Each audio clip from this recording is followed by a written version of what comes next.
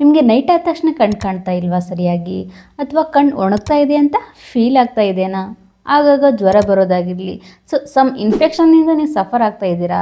So ಇದಕ್ಕೆಲ್ಲ ಕಾರಣ ಬಂದುಬಿಟ್ಟು ವಿಟಮಿನ್ ಎ ಕೊರತೆ ಇರುತ್ತೆ ನಿಮ್ಮ ಬಾಡಿಯಲ್ಲಿ.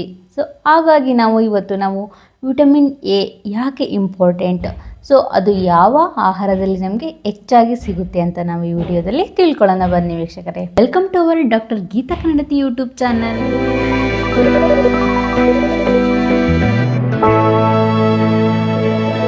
ಫಸ್ಟ್ ಆಫ್ ಆಲ್, ಈ ವಿಟಮಿನ್ ಎ ಇದೆ ಅಲ್ವಾ, ಫ್ಯಾಟ್ ಸಲ್ಯೂಬಲ್ ವಿಟಮಿನ್. ಸೊ ಹಾಗಾಗಿ ಇದು ಎಲ್ಲೆಲ್ಲಿ ಹೆಲ್ಪ್ ಆಗುತ್ತಪ್ಪ ಅಂತಂದರೆ ಕಣ್ಣಿಗೆ, ಚರ್ಮಕ್ಕೆ, ಪ್ಲಸ್ ಇಮ್ಯುನಿಟಿ ಪವರ್ಗೆ, ಪ್ಲಸ್ ಮಕ್ಕಳು ಈಗ ಬೆಳೀತಾ ಇರ್ತಾರಲ್ವ ಆ ಬೆಳವಣಿಗೆಗೆ ಅತ್ಯುತ್ತಮವಾದ ವಿಟಮಿನ್ ಅಂತಲೇ ಹೇಳ್ಬೋದು. ವಿಟಮಿನ್ ಎ ಅಲ್ಲಿ 2 ಕೆಟಗರಿ ಇದೆ, ಒಂದು ರೆಟಿನಲ್ಲು ಮತ್ತು ಇನ್ನೊಂದು ಬೀಟಾ ಕೆರಟಿನ್. ರೆಟಿನಲ್ ಅಂದರೆ ಪ್ರಾಣಿ ಮೂಲದ ಆಹಾರಗಳು, ಇನ್ನೊಂದು ಬೀಟಾ ಕೆರಟಿನ್ ಅಂದರೆ ಹಣ್ಣು ಮತ್ತು ತರಕಾರಿಗಳಲ್ಲಿ ಸಿಗುತ್ತೆ. ಸೊ ಫಸ್ಟ್ ವೆಜಿಟೇರಿಯನ್ಸ್ಗೆ ವಿಟಮಿನ್ ಎ ಯಾವ್ಯಾವುದ್ರಲ್ಲಿ ಇರುತ್ತೆ ಅಂತ ನೋಡೋಣ ಬನ್ನಿ. ಫಸ್ಟ್ ಆಫ್ ಆಲ್ ಕ್ಯಾರೆಟ್ ಆಗಿರ್ಬೋದು, ಕುಂಬಳಕಾಯಿ, ನುಗ್ಗೆ ಸೊಪ್ಪು, ಮೆಂತ್ಯ ಸೊಪ್ಪು, ಪಪ್ಪಾಯ ಮತ್ತು ಸಿಹಿ ಆಲೂಗಡ್ಡೆಯಲ್ಲಿ, ಓಕೆನಾ, ಸ್ವೀಟ್ ಪೊಟ್ಯಾಟೋದಲ್ಲಿ, ಇವೆಲ್ಲದರಲ್ಲೂ ವಿಟಮಿನ್ ಎ ನಿಮಗೆ ಸಿಗ್ತಾ ಇರುತ್ತೆ ವೀಕ್ಷಕರೇ. ನಾನ್ ವೆಜಿಟೇರಿಯನ್ಸ್ಗೆ ಮೊಟ್ಟೆ ಇರುತ್ತಲ್ವ, ಅದರೊಳಗೆ ಹಳದಿ ಭಾಗ, ಆ ಭಾಗನ ತಿನ್ಕೋಬೇಕಾಗುತ್ತೆ.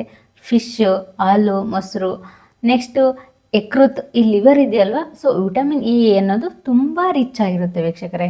ಕೆಲವು ಫಿಶ್ಗಳಲ್ಲಿನೂ ಸಮೇತ ಈ ವಿಟಮಿನ್ ಎ ಅನ್ನೋದು ಅವೈಲಬಲ್ ಆಗಿ ಇರುತ್ತೆ. ಈ ವಿಟಮಿನ್ ಎ ಲಕ್ಷಣಗಳು ಹೇಗಿರುತ್ತಪ್ಪ ಅಂತಂದರೆ, ಮಕ್ಕಳಲ್ಲಿ ಬೆಳವಣಿಗೆ ಆಗೋದೇ ಕಡಿಮೆ ಆಗ್ತಾ ಹೋಗ್ಬಿಡುತ್ತೆ. ಆಗಾಗ ನಿಮಗೆ ಹುಷಾರು ತಪ್ಪೋದಾಗಿರಲಿ, ಈ ಜ್ವರ ಆಗಿರಲಿ, ಮತ್ತು ಸಮ್ ಇನ್ಫೆಕ್ಷನಿಂದ ನೀವು ಸಫರ್ ಆಗ್ತಾ ಇರ್ತೀರ. ರಾತ್ರಿ ಆದ ತಕ್ಷಣ ನಿಮಗೆ ಸರಿಯಾಗಿ ಕಣ್ಣು ಕಾಣೋದೇ ಇಲ್ಲ, ಈ ಕಣ್ಣು ಒಣಗೋದಾಗಿರಲಿ, ಅಥವಾ ಈ ಸ್ಕಿನ್ ಇದೆ ಅಲ್ವಾ ನಿಮಗೆ ಡ್ರೈನೆಸ್ ಆಗಿ ಫೀಲ್ ಆಗ್ತಾ ಇರುತ್ತೆ. ಹಾಗಾಗಿ ನೀವು ನಾನು ಹೇಳಿರುವಂತಹ ಈ ವಿಟಮಿನ್ ಎ ಆಹಾರಗಳನ್ನು ಹೇಗೆ ತಗೋಬೇಕಂತ ನಾನು ಈಗ ತಿಳಿಸ್ಕೊಡ್ತೀನಿ ಬನ್ನಿ ವೀಕ್ಷಕರೇ. ವಿಟಮಿನ್ ಎ ಯಾರ್ಯಾರಿಗೆ ಇಂಪಾರ್ಟೆಂಟು ಅಂತಂದರೆ, ಈಗ ಮಕ್ಕಳು ಬೆಳವಣಿಗೆ ಆಗ್ತಿರ್ತಾರಲ್ಲ ಅವರಿಗೆ, ಪ್ಲಸ್ ಯಾರಿಗೆ ಪೌಷ್ಟಿಕಾಂಶದ ಕೊರತೆ ಇರುತ್ತಲ್ವ ಅವರಿಗೆ ವಿಟಮಿನ್ ಎ ಅನ್ನೋದು ತುಂಬ ಇಂಪಾರ್ಟೆಂಟ್. ಪ್ಲಸ್ ಈ ಪ್ರೆಗ್ನೆಂಟ್ ಲೇಡೀಸ್ಗಾಗಿರ್ಬೋದು, ಸೊ ಬ್ರೆಸ್ಟ್ ಫೀಡಿಂಗ್ ವುಮೆನ್ಸ್ಗೆ ಈ ವಿಟಮಿನ್ ಎ ಅನ್ನೋದು ತುಂಬ ಇಂಪಾರ್ಟೆಂಟ್ ಆಗಿರುತ್ತೆ ವೀಕ್ಷಕರೇ. ಈ ವಿಟಮಿನ್ ಎ ನಮ್ಮ ಬಾಡಿಲಿ ಕಡಿಮೆ ಆಗಿದೆ ಅಂತಂದು ನೀವು ಸೆಲ್ಫ್ ಮೆಡಿಕೇಷನ್ ಆಗಿ ವಿಟಮಿನ್ ಎ ಟ್ಯಾಬ್ಲೆಟ್ಸ್ನ ತೊಗೊಳಕ್ಕೆ ಹೋಗ್ಬಿಡಿ, ಓಕೆನಾ. ಎಸ್ಪೆಷಲಿ ಯಾರಪ್ಪ ಅಂತಂದರೆ ಈ ಪ್ರೆಗ್ನೆಂಟ್ ಲೇಡೀಸು ಮತ್ತು ಬ್ರೆಸ್ಟ್ ಫೀಡಿಂಗ್ ವುಮೆನ್ಸ್ ಆಗಿರಲಿ. ಸೊ ನಿಮ್ಮ ವೈದ್ಯರ ಸಲಹೆಯಂತೆ ಕೇಳಿಬಿಟ್ಟು ತೊಗೊಬೋದಾಗುತ್ತೆ. ಈಗ ನಾರ್ಮಲಾಗಿ ನೀವು ಊಟದಲ್ಲೇ ಈ ವಿಟಮಿನ್ ಎನ ರಿಚ್ಚಾಗಿ ಸ್ವೀಕರಿಸ್ಬೋದು ವೀಕ್ಷಕರೇ. ಮೇಲೆ ಎಲ್ಲ ಹೇಳಿದ್ದೀನಿ ನಿಮಗೆ ಈ ವಿಟಮಿನ್ ಎ ಇಷ್ಟೆಲ್ಲ ತೊಗೊಬೋದು ಅಂತ. ಸೊ ಅದನ್ನು ಯಾವ ರೀತಿ ತೊಗೊಬೇಕು ನಾವು ಊಟದಲ್ಲಿ ಅಂತಂದರೆ, ಫಸ್ಟ್ ಆಫ್ ಆಲ್ ವಾರಕ್ಕೆ ಏನಿಲ್ಲ ಅಂತಂದರೂ 4-5 ದಿನದಲ್ಲಿ ಈ ಸೊಪ್ಪು ಹೇಳಿದ್ದೀನಲ್ವ, ಮೆಂತ್ಯ ಸೊಪ್ಪಾಗಿರ್ಬೋದು, ಪಾಲಕ್ ಸೊಪ್ಪಾಗಿರ್ಬೋದು, ನುಗ್ಗೆ ಸೊಪ್ಪಾಗಿರ್ಬೋದು, ಸೊ ವಾರದಲ್ಲಿ ಒಂದು 4 ಡೇಸಲ್ಲಿ ನೀವು ತಿಂದರೆ ಸಾಕಾಗುತ್ತೆ. ಈ ಹಣ್ಣುಗಳಲ್ಲಿ ಬಂದರೆ ದಿನಕ್ಕೆ ಒಂದು ಕಿತ್ತಳೆ ಆಗಿರ್ಬೋದು, ಮತ್ತು ಈ ತರಕಾರಿಗಳಲ್ಲಿ ಅಂತಂದರೆ ದಿನಕ್ಕೆ 1 ಆಗಲಿ 2 ಆಗಲಿ ತೊಗೊಬೋದಾಗುತ್ತೆ ನೀವು.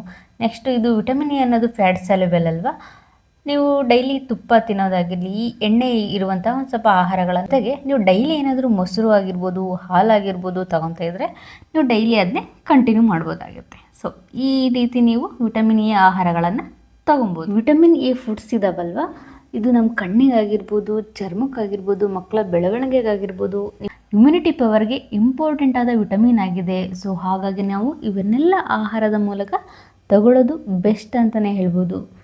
ಈ ಮಾಹಿತಿ ನಿಮಗೆ ಉಪಯುಕ್ತ ಅನಿಸಿದರೆ ನಿಮ್ಮ ಎಲ್ಲ ಫ್ರೆಂಡ್ಸ್ಗೆ ಶೇರ್ ಮಾಡಿ ಆ್ಯಂಡ್ ಲೈಕ್ ಮಾಡಿ. ಇನ್ನು ನಮ್ಮ ಚಾನಲ್ಗೆ ಯಾರು ಸಬ್ಸ್ಕ್ರೈಬ್ ಆಗಿಲ್ವೋ ಪಟ್ ಅಂತ ಸಬ್ಸ್ಕ್ರೈಬ್ ಆಗಿ, ಪಕ್ಕದಲ್ಲಿರೋ ಬೆಲ್ಲೈಕನ್ನ ಪ್ರೆಸ್ ಮಾಡೋದನ್ನು ಮಾತ್ರ ಮರಿಬೇಡಿ.